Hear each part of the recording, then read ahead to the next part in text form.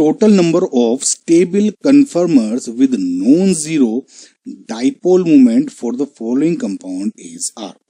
सबसे पहले आपको ये पता होना चाहिए जीरो डाइपोल मोमेंट या नॉन जीरो डाइपोल मोमेंट कब होता है। देखिए सपोज ये कार्बन है, ये या मैं इस तरह से जोड़ता हूँ, सपोज ये दो Cl जोड़ दिए मैंने, है ना, ये मान के चले अभी इस तरह की कंडीशन है, या डबल बॉन्ड मान लेता हूँ। तो ये जब डिफरेंट जो इनका डाइपोल मूवमेंट है जब एक दूसरे को कैंसिल आउट कर देते हैं तो क्या कह देता हूं कि इसका डाइपोल मूवमेंट यानी म्यू जीरो हो गया। लेट जस्ट सपोज यहां पे Cl के बजाय मैं Br जोड़ देता हूं। अब इन दिस केस जो ये Cl है इसका डाइपोल मूवमेंट डिफरेंट है और इसका डाइपोल मूवमेंट डिफरेंट है, तो अब ये कैंसिल आउट नहीं होंगे, किसी एक डायरेक्शन में हो जाएगा। अब मुझसे यही पूछा है कि किसके कैंसिल आउट नहीं होंगे। पहली बात तो ये होगी म्यू किसमें जीरो होगा।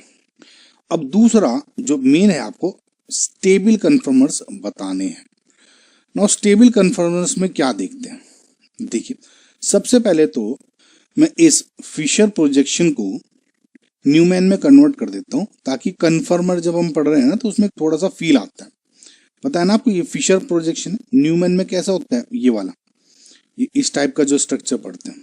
इसमें फिशर और न्यूमैन को इंटर कन्वर्ट कैसे करते हैं इसमें मैंने एक बहुत अच्छी ट्रिक बताई हुई है, लिंक उसका डिस्क्रिप्शन में दे दूंगा। मैं इसमें रिपीट नहीं करूंगा, हल्का सा यूज कर रहा हूँ उसे देख लीजिए अगर आपको थोड़ी दिक्कत आती है तो।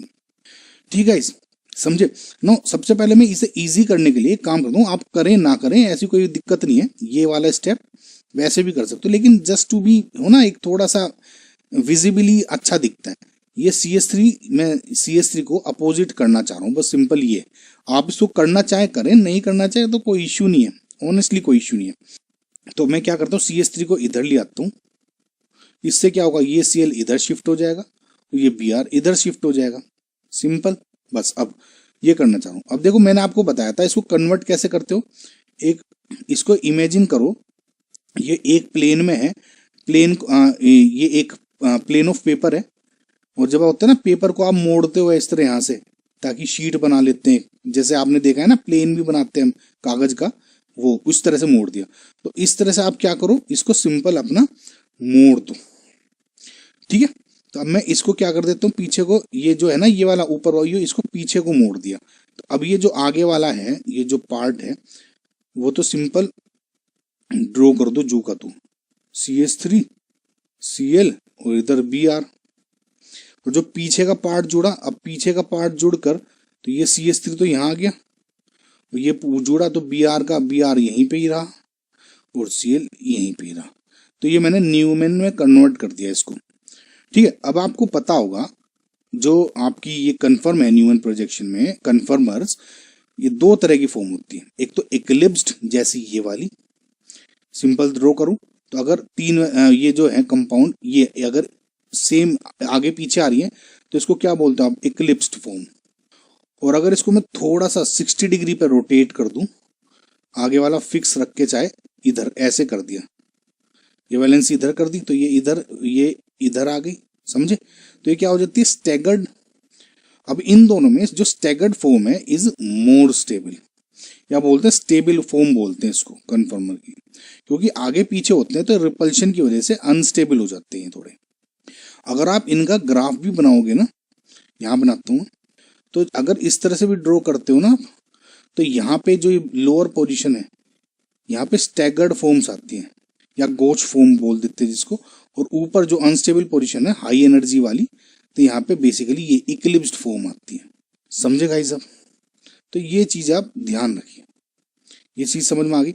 तो फिलहाल मुझे ये तो समझ में आ गया कि इक्लिप्स्ड फॉर्म मुझे इस तरह की ड्रॉ नहीं करनी है, मुझे स्टेबल फॉर्म बनानी है, स्टैगर्ड फॉर्म इस तरह की दिखनी चाहिए, ठीक है। इसको मैं 60 डिग्री रोटेट कर देता हूँ। तो एक काम करता हूँ पीछे वाली फिक्स रखता हूँ जस्ट टू ऐसे ही मजे के लिए, कोई ऐसा रीजन नहीं है, और आगे वाली को इस बार मोड़ देता हूँ ताकि आपको भी समझ में आ जाए कि थोड़ा सा ऐसा कुछ नहीं है कि आगे या पीछे का। तो इस बार ये रोटेट कर दिया 60 डिग्री, तो ये CS3 हो गया, Br इधर आ गया, ये जो ये Cl है ये घूम के इधर आ गया, समझ में आ गया आपको, ये बन गई।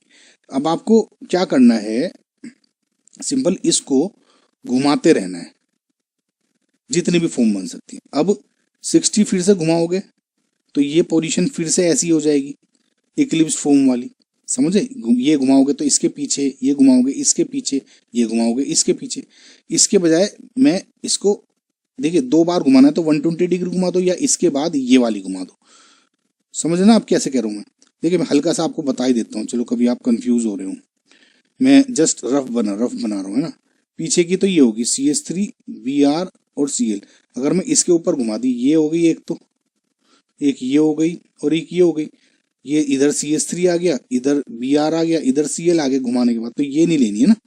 इसके बाद मैं और घुमाता हूँ, मैं यहाँ ड्रॉ कर देता हूँ ना, ये वाली और घुमा दी इधर। तो पीछे वाली तो मैंने अभी तक फिक्स रख रखी है, CH3 BR और CL। अब मैंने यहाँ से घुमा दी तो ये फिर से ऐसी हो गई। इस केस में यहाँ पे घुमाऊंगा तो ये CS3 आ गया, BR इधर आ गया, और CL था जो ये CL इधर आ गया। खुद भी ड्रॉ करके देखिएगा गाइस, 2 हो गई। अगेन एक और ड्रॉ कर दूं उसको, यहाँ पे घुमाता हूँ इसको, फिर ये आ जाएगी, फिर एक यहाँ घुमाऊंगा तो यहाँ आ जाएगी। तो मैं डायरेक्ट इस बार इस केस में फिर डायरेक्ट ही बना रहा हूँ।